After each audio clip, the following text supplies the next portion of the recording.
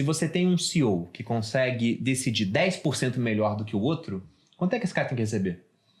Mais, Não é provavelmente. 10% a mais, é muito a mais. Porque são decisões que podem causar um impacto financeiro gigantesco em uma companhia. Sim. Ele fala, você tem que começar a trabalhar para conseguir ser pago pelo seu discernimento. E tem uma outra parte que eu também acho interessante, quando ele fala que se você não possui parte de um negócio, não tem um caminho rumo à liberdade financeira.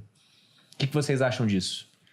Eu concordo bastante. Assim, ele entra muito na questão de empreendedorismo do livro, de falar que quando você é o abrasileirado seria o CLT, né? Você é um CLT, você está trocando seu tempo por remuneração. E quando você troca seu tempo por remuneração, primeiro que você pode ser substituído com mais facilidade, né? Se o seu skill não for muito específico. E depois que você dificilmente vai conseguir ganhar dinheiro enquanto dorme. E ele fala que um dos pilares para você chegar nisso é ganhar dinheiro enquanto dorme.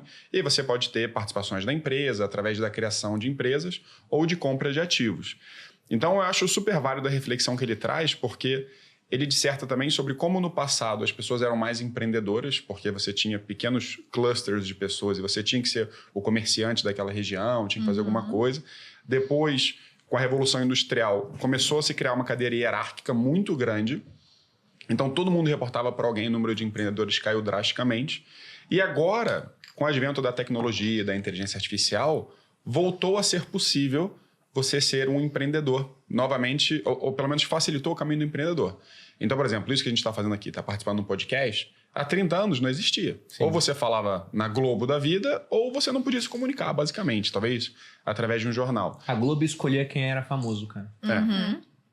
Só que para você ficar famoso, você tinha poucos caminhos para chegar lá. Né? E não à toa que o nome era global, né? Você era eles auto-intitulavam, né? O seu sucesso, você era um ator global, justamente por conta desse lugar.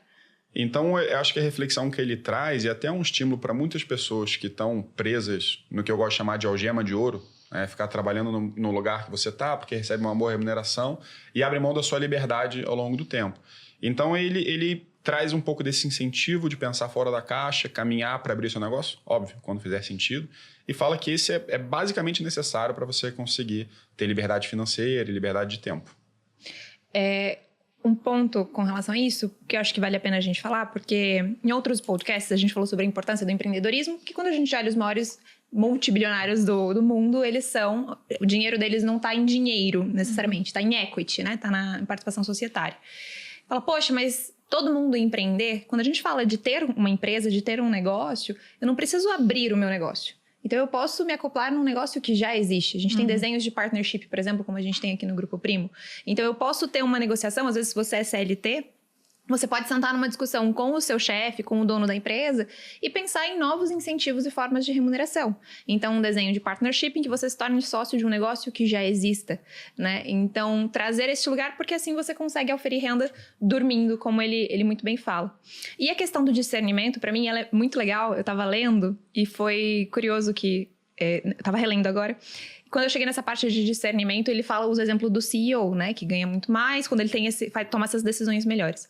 E já aconteceu, não raras vezes, eu sentar com o Felipe, às vezes aflita com algum ponto, e aí eu explicava e contava e tudo mais, e ele trazia esse lugar de discernimento, aconteceu com o Fernando também, com o CEO do grupo, e mostrava um ponto assim, fundamental ali que eu não estava olhando. E eu tive a sensação, é por isso que eles são CEO da empresa, é por isso que o Felipe é CEO da Portfel e o Fernando é CEO do Grupo Primo. Porque este lugar de discernimento muito construído na fundação, nos conceitos. E comigo nunca aconteceu isso? Não, aconteceu, não, veja bem. Não, amor, não aconteceu. Não, deixa eu terminar.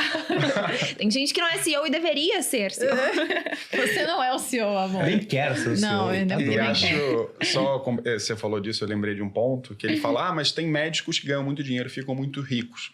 Ele traz a reflexão que quem realmente ficou rico foram médicos empreendedores. Sim.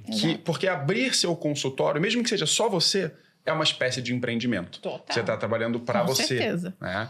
Então, você vê, poxa, o cirurgião cardíaco. Não é o cirurgião cardíaco que trabalha numa equipe de outro cirurgião cardíaco. É o chefe dessa equipe, é quem consegue os clientes, é quem toca a empresa. Então, óbvio que a gente fala muito sobre planejamento financeiro no grupo, né? Óbvio que você consegue alcançar a sua liberdade se você investir bem, cuidar bem dos seus recursos ao longo do tempo. Mas é um caminho que vai demorar muito mais, 30, 40, 50 anos, do que se você tiver um negócio bem sucedido.